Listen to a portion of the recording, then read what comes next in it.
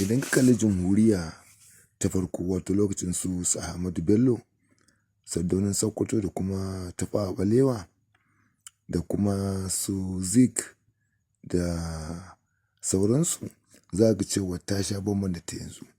Domin ko ba komai su waɗannan shugabanni suna amfani da ainihin tunaninsu na wajen wayar da al'ummarsu su fahimci rayuwa, su fahimci ya ake kishin ƙasa, su fahimci abin da za su yi wa ƙasarsu domin su ta ci gaba ta kuma zama abin koyi a duk duniya. Sannan kuma mutane ne wanda suke nuna wa al'umma kishin ƙasa, ma'ana a gina ƙasa.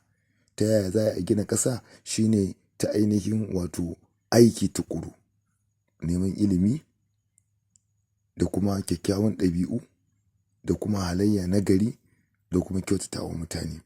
Don haka sai suka yi fice a wannan zamani, sai ya kasance ainihin sun samu nasara ƙwarai da gaske.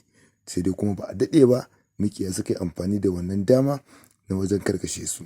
Domin yadda za ka gane haka, lokacin da Turawa suka shigo cikin wannan ƙasa suka ci gaba da wato ainihin gaya wa mutane aƙidunsu da kuma ra'ayinsu da kuma son su bi su, wato sai ya kasance su kuma al'ummomin ba haka suke so ba. Ma'ana da suka fahimci haka sai to haka al'amarin yake, to gaskiya abin da yake da buƙata mu nemi 'yancin kanmu.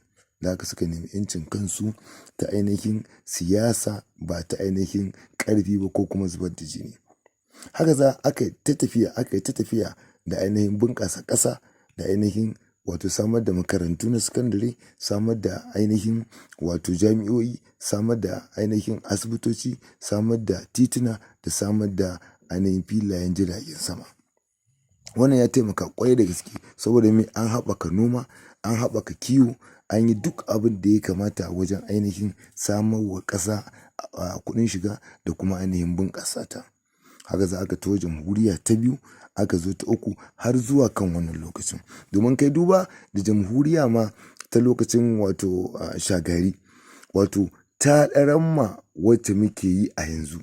Domin ita ma wannan lokaci ta samar da abubuwa da yawa na ci gaba da kuma ainihin kula da al'umma da kuma kawo musu ci gaba.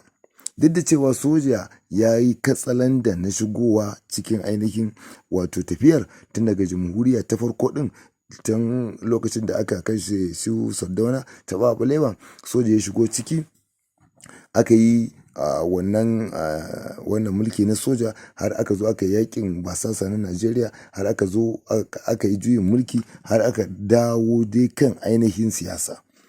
Bayan Babangida, bayan Sani Abacha, Allah ya ji kansu wanda suka rasu, har kuma izuwa lokacin wato ainihin Obasanjo. To daga Obasanjo idan ka tsaya ka kalli siyasar tamu, to ta canja salo, sai ta sha bamban da irin ta shugabannin farko. Ta wani ɓangaren ta ɗan shafe su, ta wani ɓangaren kuma kwata-kwata ba ta shafe su ba. Domin a wannan lokacin sai ya kasance son zuciya ya fito ƙarara. Shi ko mulki abin da yake buƙata shine adalci, shine ka yi wa kowa abin da ya kamata, ka yi abin da yake da akwai, ka yi abin da yake za a yarda da kai, ka kyautata wa al'umma, ka bunƙasa ƙasar. Idan ka bunƙasa ƙasar to a wannan lokaci ne za ga an samu ci gaba ƙwarai da gaske.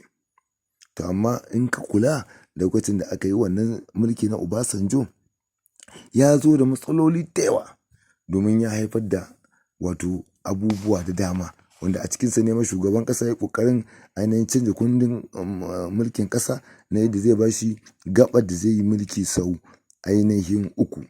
Wanda a ƙa'idar mulkin Najeriya, tsarin mulkin Najeriya shine ka yi sau 2, ma'ana shekara hurhuɗu guda 2.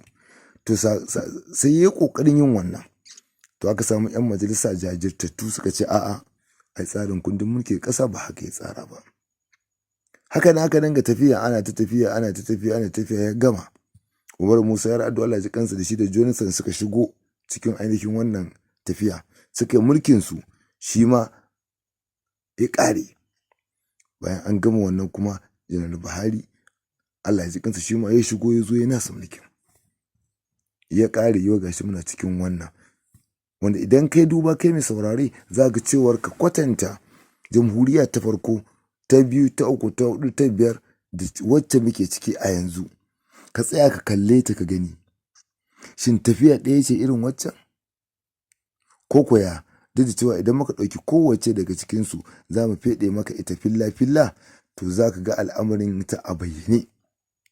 To ka kalla ka gani yanzu sai gashi a daidai wannan lokacin mun rasa kanmu ma mun rasa ma ina muke mun rasa ma ina za mu je. Samari sun koyi shaye-shaye, babu ilimi, babu wuta, babu tsaro, babu abun ci gaban ƙasa kamar wuta, kamar ruwan sha mai kyau, kamar tituna nagartattu, kamar abun hawa babu. To ɗan uwa mai saurare haka ya kamata mu zauna? Da ni da ke da kai haka ya kamata mu zauna? Ya kamata mu san me muke yi, ya kamata mu lura, ya kamata mu faɗaka, ya kamata mu yi abin da ya kamata na zaɓen nagartattun mutane, zaɓen waɗanda ya dace, zaɓen waɗanda yake za su tausaya mana, zaɓen wanda yake ya kasance masu ƙaunarmu, masu kuma son ci gabanmu. A hankali za mu ɗauko mu rinka tattaunawa, mu rinka shigar da zancen, mu rinka faɗakarwa domin manufar abin ka ji, ka gane, ka lura, ka san wa za ka zaɓa, ka san kanka, ka san kuma wane ne yake ƙaunarka, wa yake son ci gabanka. Mu haɗu a shiri na gaba.